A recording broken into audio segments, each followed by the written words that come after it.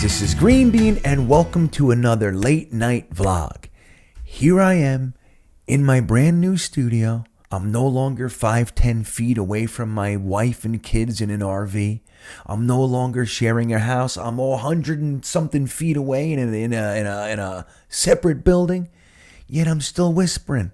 I don't know what that's all about. I'm going to have to figure this out and get used to the change. But here we are in the green room, and we're going to talk about something tonight. I wanted to discuss, you know how many times we hear from everywhere that this idea that there's an anti-New York Jets narrative out there, an anti-Jets bias, we get told that it's in our minds. We get told that it's not real. But interestingly enough, just this week, we got some confirmation of anti-Jets bias by a resource that we're supposed to look at as foolproof, fail-safe, locked in to being a statistical analysis type of a company. Analytics! And here they are, popping out with some anti-Jet stuff. We have confirmation this time. Before I do, I want to ask you, since it's late, I don't want to push and poke. If you're in the mood, go ahead and support the channel by hitting that little thumbs up button. And if you haven't subscribed to the channel yet, it's just about the best thing you can do. Makes you feel good. Trust me, I subscribe to all kinds of channels every day. Hit that little rectangular red subscribe button underneath the video, and that helps the channel immensely. I appreciate your support for everyone who's already done it. And to all you new people, welcome. Thanks for being here. So guys, this time we're talking about Pro Football Focus, PFF.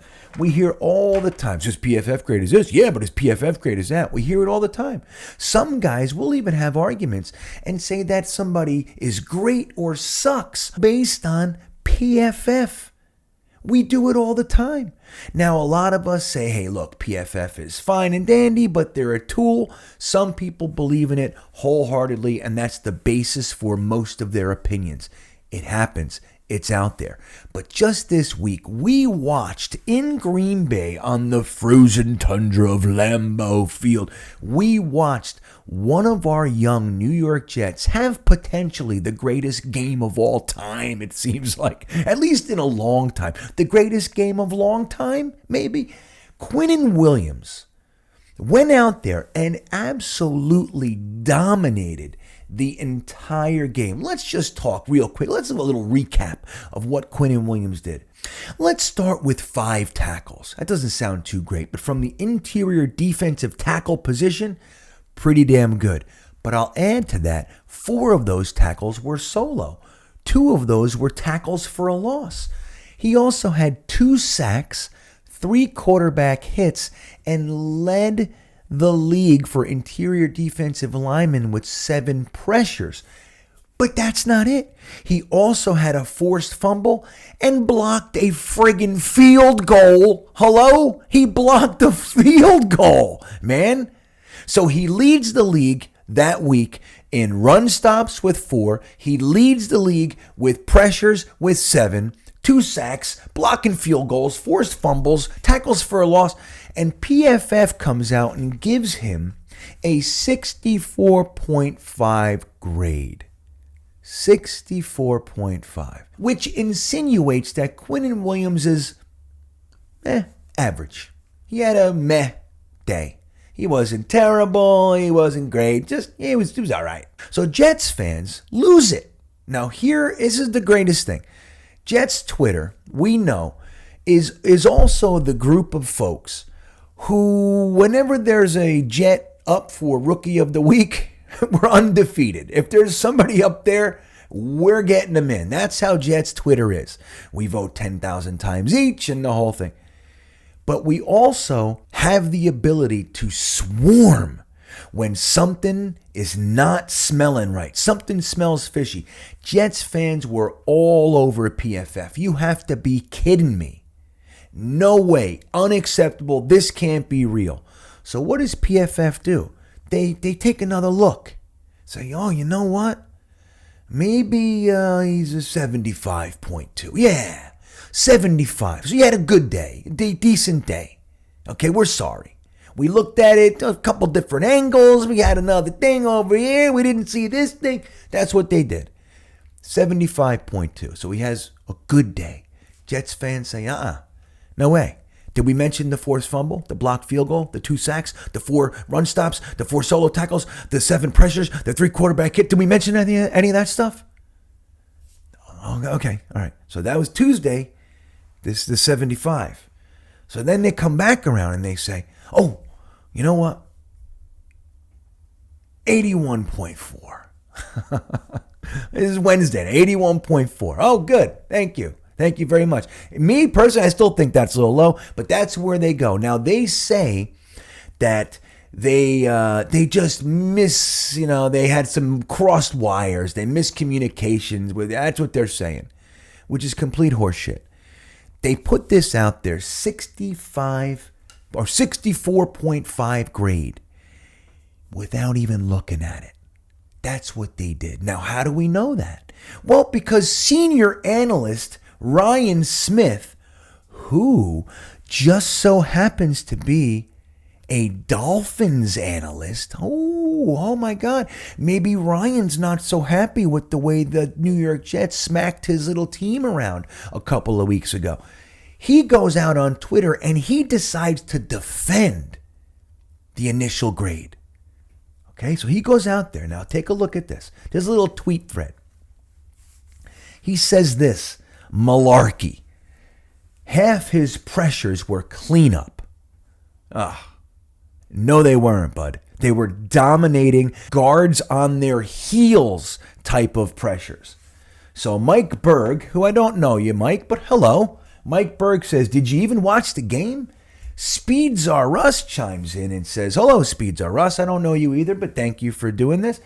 Speeds R Us says there's 0% chance he watched the game. He just looked at numbers and painted a picture in his head.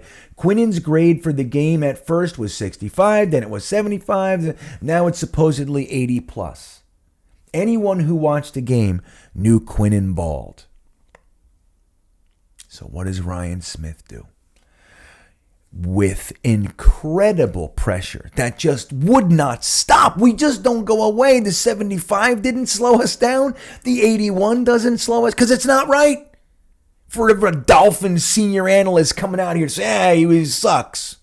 And then, he actually went on to say that Quinnen had 4 better games. The Ravens, the Bengals, the Steelers. He said those games were actually better games.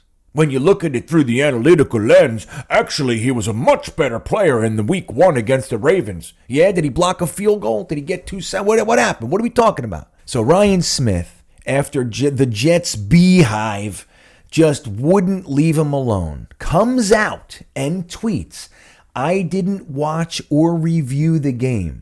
I was simply trying to connect the dots and explain the logic behind a grade like that. I have 0 insight on that game. I shouldn't have commented and tried to explain it without seeing any of it. Can you imagine? This is not some peon. He didn't just get hired there 6 weeks ago and he just stopped getting everybody coffee and finally got a seat at a little cubicle. This is a senior analyst for PFF. He's out there defending things, saying things with what could be construed as something that he looked at. Half his pressures were cleanup. How do you figure that out without watching the game? Mr. Smith, he had to come out and admit he didn't even see it. So, and if he's saying that Quinnen had 4 better games, so what did you do for those games? Now, are those games better than the 81? Or are those games you just threw out numbers as well? How many of PFF's gradings, and look, how many times have we scratched our heads? What the fuck is that? How many times have we done that? What? It doesn't make any sense. Well, I guess they know what they're talking about. This tells us right here, and I'm pointing over here, that's where it is on my monitor. Sorry. Over here, but that's what we're looking at. PFF senior analysts are out there making claims without even watching the game. If Jets fans weren't Jets fans, and just absolutely bombarded this guy. If we didn't do that, this never would have come out. So how many times did they say this about the Detroit Lions? Detroit Lions fans aren't us. What about the Houston Texans? Houston Texans fans aren't doing this. Jacksonville, Kansas City Chiefs. How many times have their ratings been complete and utter horseshit? Guys, the anti-Jets bias is real. Number one, he's a Dolphins fan. Okay, so that's why he is. And number two, without watching the game, you'd think that they'd at least kind of lean toward the center, maybe even better. No, they're jumping to the negative because that's what they think. That's what they want. Don't forget PFF with the Breece Hall stuff, with the anti-Zach Wilson. It never stops. And these guys, we're led to believe they actually have a foundation for their argument. No, they haven't even watched the game. Evidenced by Ryan Smith, senior PFF analyst and Dolphins beat guy or whatever he is. All I know is this, Mr. Schlereth.